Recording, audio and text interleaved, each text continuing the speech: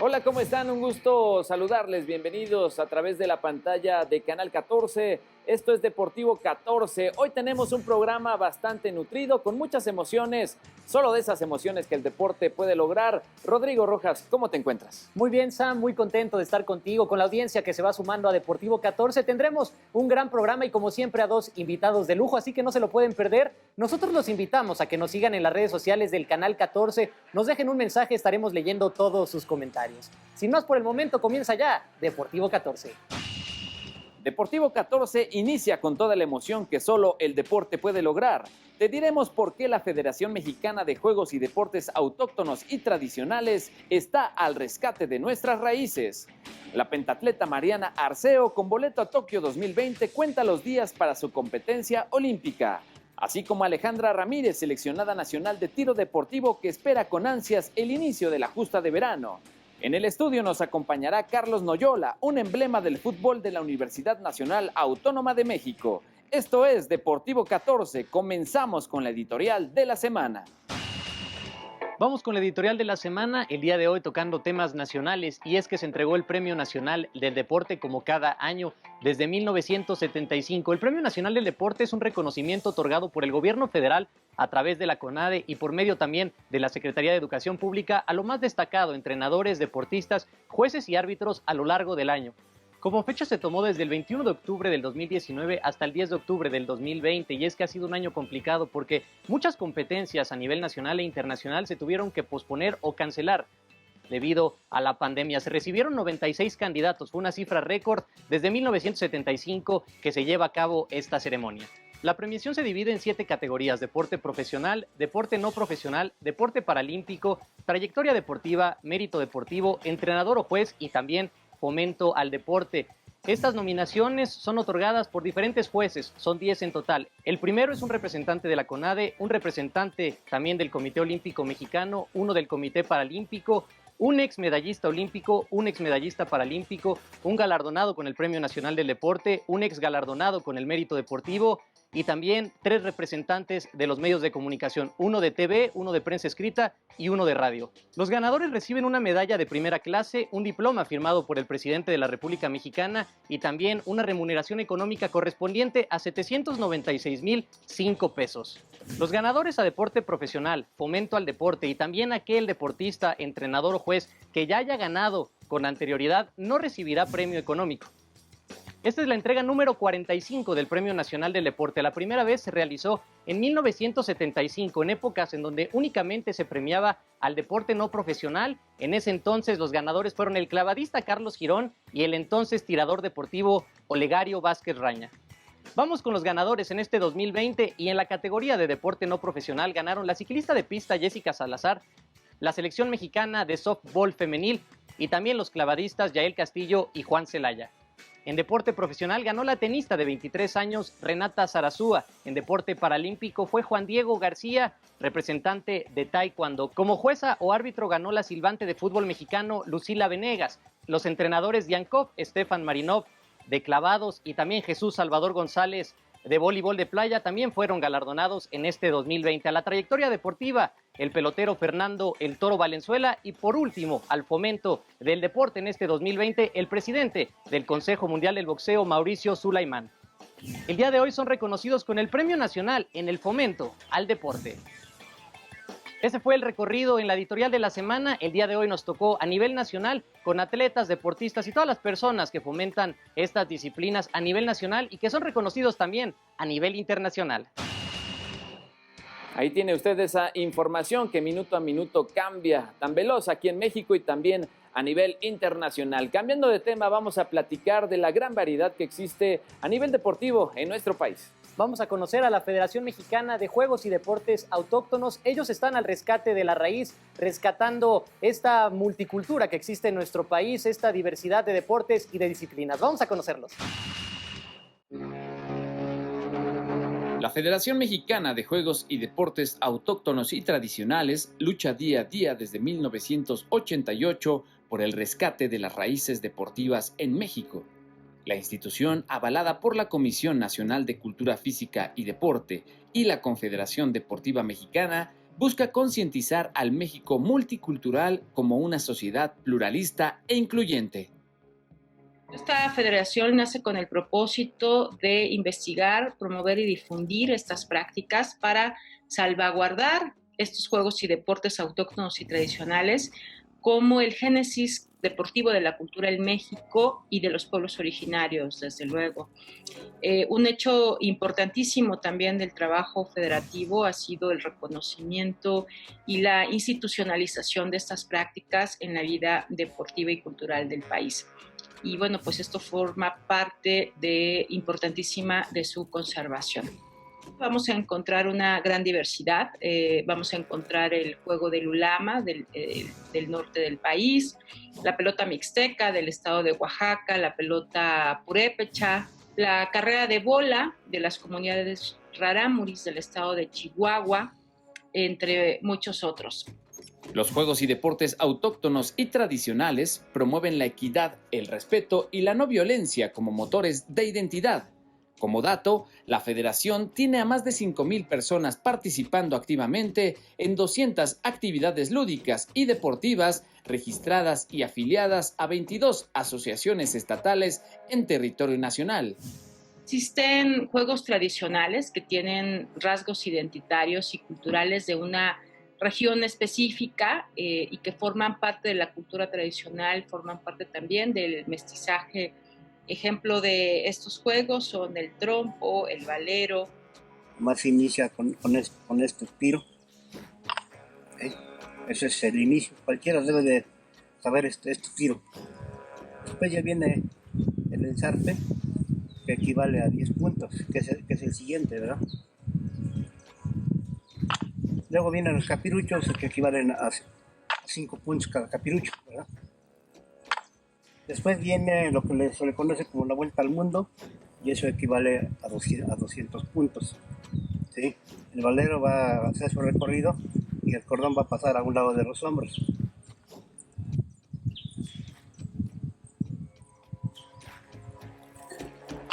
Ahí está.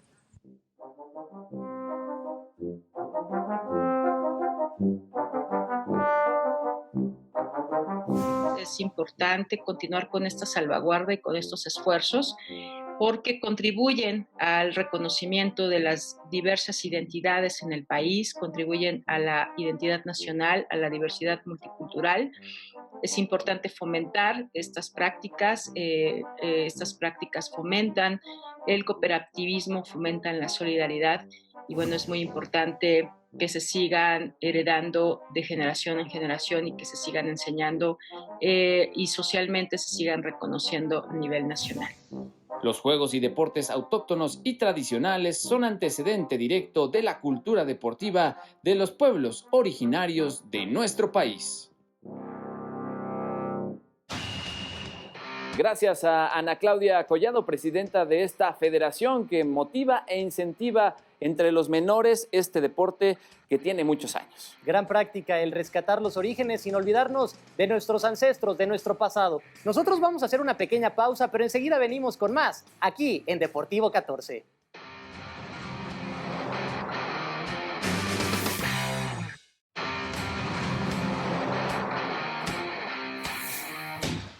Regresamos con más información. Muchas gracias por continuar aquí en Deportivo 14. Vamos a conocer a Mariana Arceo, pentatleta de gran proyección, de gran futuro. De gran futuro, que consiguiera su boleto a los Juegos Olímpicos de Tokio 2020, en los pasados Juegos Panamericanos Lima 2019, el pentatlón moderno, una de las disciplinas que reúne a distintas de ellas y que por supuesto es muy completo. Conozcamos a Mariana Arceo.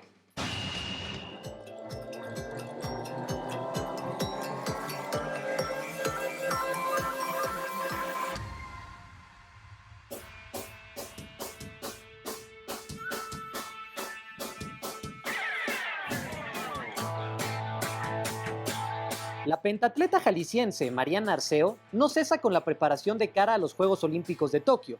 En un año atípico para el mundo del deporte y la sociedad en general, Mariana ha tenido que hacerle frente a la postergación de su más grande sueño y a ser la primera atleta mexicana que dio positivo al virus del SARS-CoV-2. Un pentatleta es capaz de adaptarse a cualquier circunstancia y es por eso que mi meta y mis objetivos no han cambiado. Fueron muchas situaciones en las que pasé desafortunadamente. El aplazamiento fue algo que me benefició muchísimo, ya que duré 2 meses entre el hospital a la recuperación. Y bueno, pues no iba a poder llegar a Juegos Olímpicos como quería, a pelear una medalla, a seguir haciendo historia. Así que el aplazamiento para mí me beneficia a volver a iniciar de cero y con la perfecta condición de mi salud. El 2019 fue un año redondo para Arceo, quien consiguió clasificarse a Tokio gracias a la medalla de oro conseguida en los Juegos Panamericanos de Lima, Perú. Metal que le permite presumir ser la primera mexicana en adueñarse de esta presea en el pentatlón moderno. Además, obtuvo el oro en el Campeonato Mundial de Budapest en la categoría de relevos junto a la mexiquense Mayan Oliver, hazaña que no se conseguía en la rama femenil de un campeonato mundial de primera fuerza desde 1998. El 2019 para mí fue el mejor año de mi carrera deportiva, en donde se vio reflejado los 10 años en los cuales me he esforzado. Logré 2 medallas históricas que se van a quedar no solo en mi corazón, sino en la historia de México y en la historia de mi deporte. Ya tenemos el objetivo de las marcas, las cuales estaremos luchando mi entrenador y yo, así que ya está más claro que nada y solamente es trabajar y buscar pues llegar a ese punto. Con el objetivo claro, la ilusión de participar en sus primeros Juegos Olímpicos y la destreza para sortear las diferentes pruebas del pentatlón moderno, buscará seguir haciendo historia y que suene el himno nacional cuando represente a nuestro país en el continente asiático. Juegos Panamericanos fue mi debut. Seguramente mi debut en Juegos Olímpicos será mucho mejor porque tengo un año de preparación, tengo la meta firme y bueno, tengo mucha experiencia, ya lo cual he logrado a lo largo de mis 11 años, así que pues voy a dar lo mejor de mí y ese será mi objetivo, disfrutar cada instante de mi debut en Juegos Olímpicos.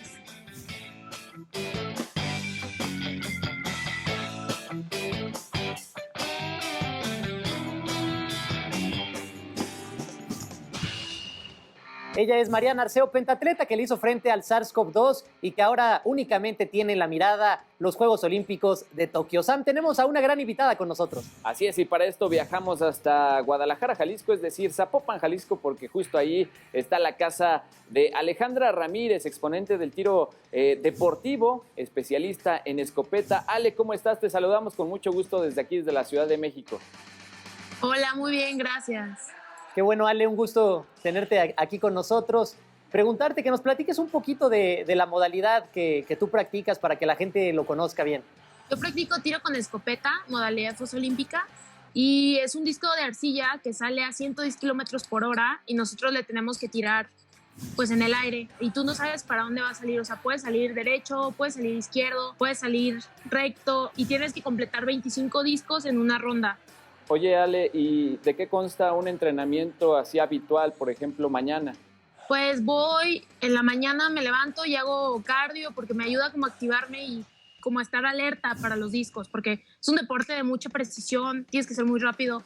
Entonces hago bici, así, y ya llego a entrenar, me pongo a hacer primero, cuando estoy como no en etapa competitiva, me pongo a hacer ejercicios como que me ayuden a visualizar, o sea, si fallo mucho, tengo mucha tendencia a fallar el derecho, pues lo estoy repitiendo y repitiendo. Te lo tienes que, no aprender, pero tienes que aprender a ser muy juiciosa con ellos. O sea, saber que sea tan mecánico que cuando llegues a competir lo hagas súper fácil. Entonces, llego y hago ejercicios que me ayuden y luego realizo rondas como simulando las rondas de competencia. Ale, se consiguieron grandes resultados en el tiro deportivo en los pasados Juegos Panamericanos de Lima, Perú. Uno de ellos, el que tú logras clasificándote o consiguiendo esa plaza para Tokio. Preguntarte a qué se debe que el tiro deportivo hoy levanta la mano y con importancia. Pues yo creo que es un deporte que en México no es conocido, o sea, es muy poco conocido. Y más bien, yo empecé por mi papá. O sea, mi papá me enseñó y es un deporte como familiar. Entonces, también es un deporte pues un poco caro y yo empecé, mi papá me vio mucho talento y me empezó a apoyar mucho monetariamente, pero la verdad es que es un deporte muy bonito y lo puede practicar todo el mundo, solo que no tenemos tanto la cultura del tiro. Oye, Ale, finalmente, platícanos, ¿qué le hace falta a México para ganar una medalla en este deporte a nivel olímpico? Porque solo en la historia existe una.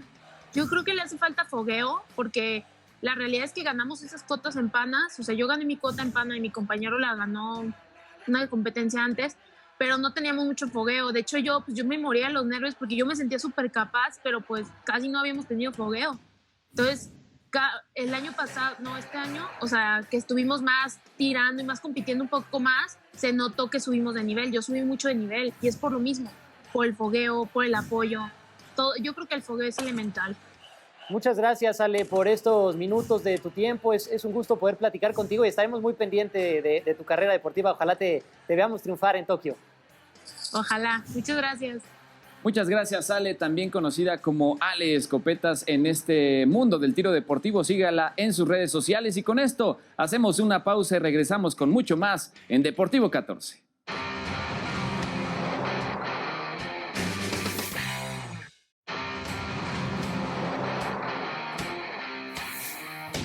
Regresamos con más en Deportivo 14. Muchas gracias por continuar con nosotros. El día de hoy en el estudio tenemos a Carlos Noyola, futbolista universitario de la Universidad Nacional Autónoma de México, que ha participado en universidades nacionales, mundiales y también sabe lo que es llevar el proceso con las categorías menores con el equipo de Pumas, sub-15, sub-17 y sub-20. Carlos, ¿cómo estás? Es un gusto tenerte con nosotros. Hola, muchas gracias por la invitación. Estoy muy contento de estar aquí y pues vamos a empezar. Muchas gracias. Muy bien, Carlos, bienvenido y por supuesto también el placer es nuestro. ¿Qué se siente representar a una institución tan grande, ser futbolista, ser estudiante? ¿Qué se siente representar a la UNAM? Sí, pues siempre ha sido un honor y he sido muy agradecido con la vida por haberme dado la oportunidad de ser tanto estudiante como deportista y poder combinarlo. Creo que ha sido algo muy importante para mí y siempre he sido muy, muy agradecido con eso, además de que es un orgullo y siempre un gusto que pueda hacer las dos actividades dentro de la máxima casa de estudios. Carlos, platícanos un poquito cómo inicia tu trayectoria por el fútbol. Me imagino que en algún momento te descubre Pumas y por eso llevas todo el proceso con las categorías en fuerzas básicas. Sí, yo empiezo jugando muy pequeño, empiezo jugando a los 4 años en Pumitas, dentro de la UNAM. Después paso a los equipos de extensión también dentro del UNAM y la relación ahí entre Pumas y los programas de extensión era pues un poco cercana, entonces me invitan un día primero fue un viaje, necesitaban gente, entonces me invitan un viaje a Estados Unidos, voy a un torneo como de 2 semanas, regresando me invitan a probarme, a quedarme un tiempo a prueba. Y después de cumplir ese periodo, pues logro quedarme en el equipo y después estuve 7 años en Pumas. ¿Cuál es la diferencia de jugar, por ejemplo, en una universidad nacional, en una universidad mundial en tu caso, y a jugar al fútbol profesional en estas categorías que mencionas? ¿Existe diferencia? ¿Se vive igual o se vive distinto?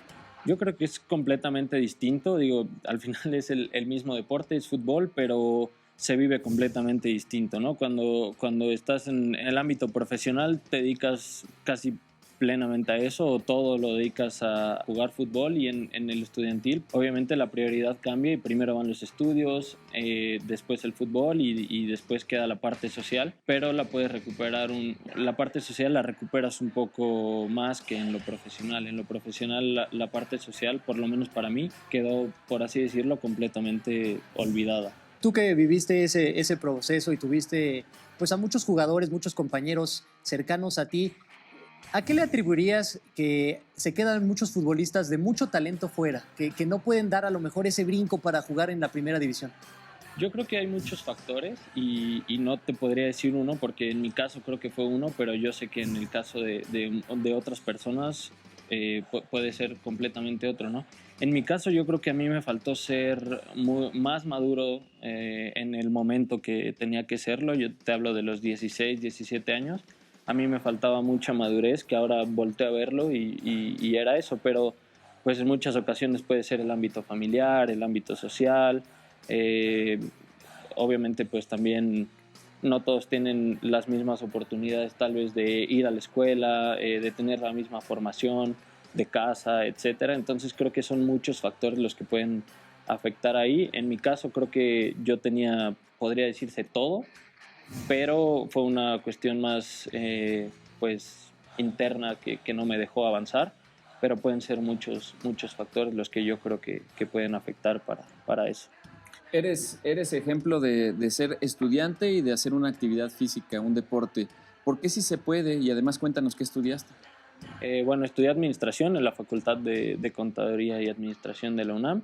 Y bueno, primero que nada, creo que el apoyo de mi familia siempre fue fundamental. Mis papás siempre me estuvieron apoyando desde que empecé. Obviamente, pues incluye un gasto en uniformes, en traslados, en comida, en todo. Creo que es un apoyo muy grande que me dieron mis papás. Consejos, regaños, mil cosas que podría decirte. Mi familia fue fundamental. Y también mi círculo social. Todos mis amigos prácticamente también practicaban fútbol en su momento y lo compaginábamos con el estudio. Entonces creo que mi círculo social también fue una parte muy importante para no claudicar en todo ese camino. Carlos, ¿qué representa para ti el fútbol y dónde te ves en un futuro? No sé si has pensado a lo mejor en algunas otras opciones de otras ligas. Me comentabas que ya terminaste la carrera, entonces también se termina una carrera universitaria dentro del deporte, pero ¿qué planes tienes? Yo creo que lo que más me gustaría es trabajar en el ámbito deportivo. Me gusta mucho la mercadotecnia deportiva, entonces creo que sería hacia donde me gustaría ir. Y también compaginarlo un poco, pues, mi carrera con el deporte, que creo que no están peleadas, al contrario, van muy de la mano y es importante estar de los dos lados e identificar dónde más me gusta. También me gustaría hacer una carrera de entrenador deportivo, director técnico, pero en estos momentos creo que quiero darle más peso a lo administrativo que a lo deportivo y después juntarlo, ¿no? Es algo que me gustaría. Eres de las pocas personas o pocos afortunados de poder portar un uniforme nacional como seleccionado nacional de México, tanto en universidad como con el Tri, ¿no? Con una categoría un poco abajo de primera división, podemos decirlo. ¿Qué significa para ti ese proceso de llegar a un país, de estar en un avión, de llevar un uniforme? ¿Cómo lo puedes describir para las personas? Pues primero creo que es una gran responsabilidad porque no ven a Carlos Noyola, sino ven a un mexicano que va a representar su país en otro lado del mundo. Entonces creo que es una gran responsabilidad y pues también un honor, ¿no? Y creo que tienes que ser muy consciente de todas tus acciones, desde cómo hablas, cómo te vistes, cómo te ve la otra gente y también dentro de la cancha cómo compites, cómo te comportas, cómo eres cuando ganas, cómo eres cuando pierdes. Entonces creo que las dos son muy importantes y pues aprendí muchísimo de eso. Creo que es una lección de vida y algo que me ayudó mucho a crecer como persona. Creo que es muy interesante lo que tocas ahorita de cómo eres cuando ganas, cómo eres cuando pierdes. Tú, que desde chiquito estás en Pumitas, que estuviste en Fuerzas Básicas, que estuviste también representando a la universidad como tal, ¿qué tanto se trasladan los valores académicos a lo deportivo? Y tú que eras el capitán, tenías esa voz de líder, esos valores que tenías también que intentar llevar a los compañeros. La verdad, yo ahora volteo a verlo y es impresionante cómo te empapas de los valores tanto de la UNAM, dentro de la cancha y en las aulas. Creo que es un sentido de pertenencia muy grande que yo tengo y de verdad los valores que me inculcaron en la UNAM y en mi casa, que son también muy parecidos, creo que es algo que voy a llevar toda la vida. Y de la capitanía creo que a mí me pasó algo muy, muy padre, que dentro de mi equipo éramos de verdad 20 líderes que buscábamos lo mismo, con las mismas ideas, con la misma formación. Entonces era muy sencillo contagiar y que te contagiaran de lo que estabas buscando y de cómo éramos todos dentro y fuera de la cancha. Carlos, finalmente platícanos qué estás haciendo actualmente en la universidad, en esa cámara, y también deja tus redes sociales para que la gente, si le interesa lo que estás haciendo, pues se fomente además el deporte, ¿no? Estás haciendo diferentes actividades. Bueno, en este momento estoy en proceso de titulación en un diplomado de mercadotecnia y estoy trabajando en el área de programas de extensión de la UNAM. Y bueno, mis redes sociales, en Instagram estoy como Noyola19, en Twitter igual, Noyola19, y en Facebook estoy como Carlos Eduardo Noyola.